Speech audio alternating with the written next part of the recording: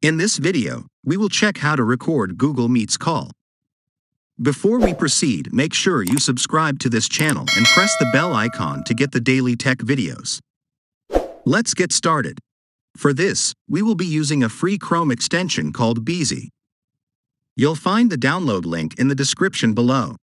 Once installed, open Google Meet in a new tab and start a meeting.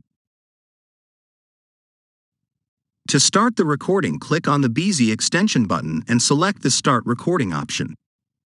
When recording for the first time, it will ask for the mic permission, just allow it.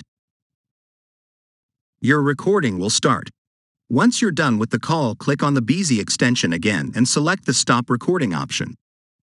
Your recorded meeting will be instantly downloaded on your computer. Now, you can easily play it.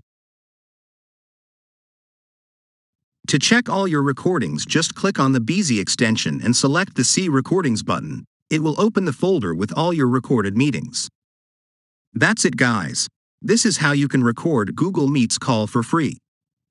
If you like this video, give it a thumbs up and remember to subscribe for more videos like this.